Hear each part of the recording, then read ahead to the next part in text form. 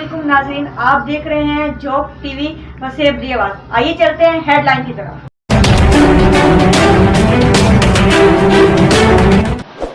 वफाकी वज़ीर सनत व पैदावार मखदूम खुसरो बख्तियार और सूबाई वज़ीर ख़ज़ाना मखदूम हाशिम जमा बख्त के चहीते दस्त रास्त एजाज़ी गेम वार्डन कब्ज़ा ग्रुप का सरगना रशीद कुराई से हमारी 46 एकड़ 6 कनाल ज़मीन वागुज़ार करा के दी जाए और हमें जुल्म से बचाया जाए। हमारी ज़मीन तहसील रहीमियार ख़ान कोट समाबा के इलाके में मोहम्मदपुर कुरैशियाँ चक 76 NP में वाक़ है। वो ज़मीन हमने अपने मुस्ताजिर रशीद कुराई को बज़रिया एग्रीमेंट 2016 में मेरे फ़ादर के इंतकाल से पहले हमने मुसाजरी पे दी थी। वो मैं ऑनलाइन बैंक में किस्तें भी पे कर रहा था। मेरे फ़ादर के इंतकाल के बाद उसने हमारी मुस्ताजरी रोक ली। जब हमने मुस्ताजरी डिमांड की कि हमारी मुस्ताजरी के पैसे दिए जाएं, उसने हमें जान से मारने की धमकियां दी, मुझे और मेरी बेवा माँ को। हमें जान से मारने की धमकियां देता है और बोलता है कि कोई मुस्ताजरी के पैसे नहीं है, कोई ज़मीन नहीं है, यहाँ से भाग जाओ। उसके बाद 2019 में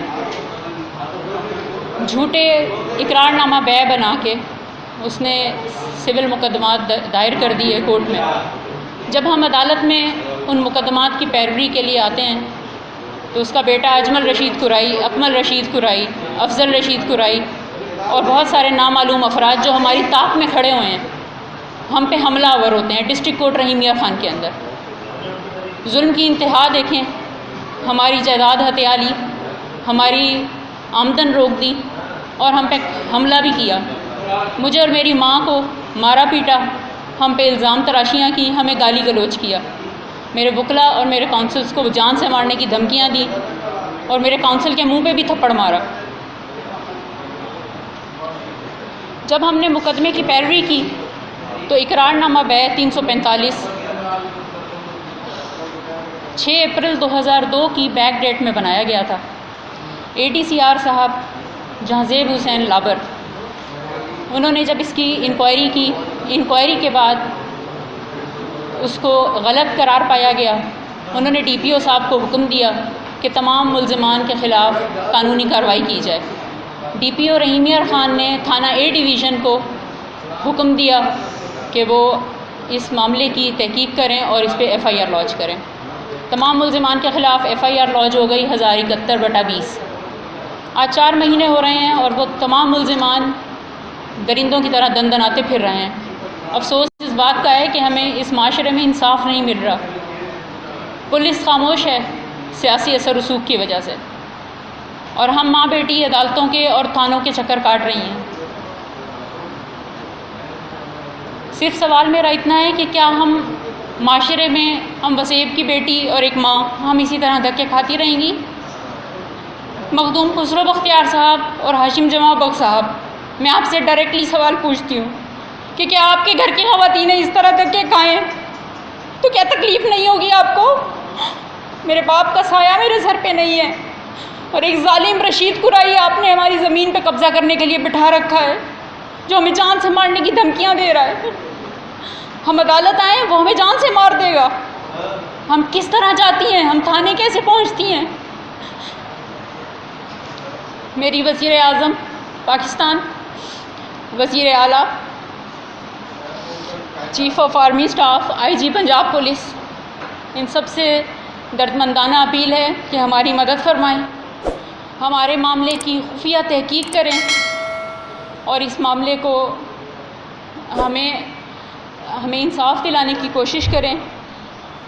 हमारी ज़मीन हमें वागुज़ार करा के दी जाए। हमारी मुस्ताजरी जो हमारे मुस्ताजिर रशीद कुराई ने रोक रखी है, हमें वो दिलवाई जाए और हमें जान और माल का तहफ़्फ़ुज़ फराहम किया जाए, मुल्ज़िमान को गिरफ़्तार किया जाए।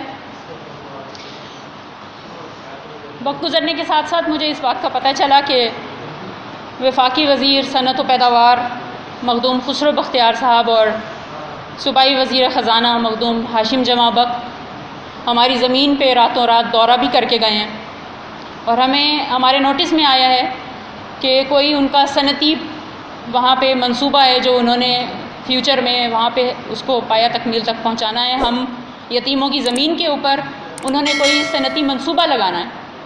افسوس کی بات تو یہ ہے کہ اس معاشرے میں منسٹرز جو اتنی بڑی بڑی کرسیوں پہ جا بیٹھے ہیں, انہوں نے یہ لینڈ گریبرز چھوڑے ہوئے ہیں, لینڈ مافیا بنا رکھا ہے, جن کو چھوڑ رکھا ہے رشید قرائی جیسے لوگ, جو اپنے بھائیوں اور اپنے بیٹوں کے ساتھ مل کے ہم جیسے لوگوں کی زمینوں پہ قبضے کرتے ہیں اور ہمیں ہمارے حق سے محروم کرتے ہیں. وقت کے پاس ان کے ڈیرے پہ میاں ولی گلشن میں گئی. ہاشم جہاں وقت نے مجھے 8 گھنٹے وہاں بٹھائے رکھا ہے. صبح 8 بجے میں گئی ہوں, شام کے 7 بجے میں وہاں سے واپس آئی ہوں. مگر انہوں نے مجھے کہا آپ بیٹھے میں آپ سے ملوں گا, مگر وہ نہیں ملے. میں لاہور تک گئی ہوں ہاشم جمع وقت کے پیچھے, وہ مجھے نہیں ملے.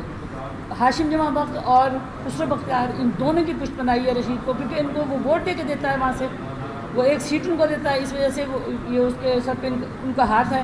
ہم لوگ جہاں بھی چل کے جاتے ہیں, D C, S C, D P O, تھانے, جہاں بھی جاتے ہیں, اس سے پہلے ان دونوں بھائیوں کے مخدومان کے جو ہے خسرو بختیار کے اور ہاشم جمع کے فون آ چکے ہوتے ہیں.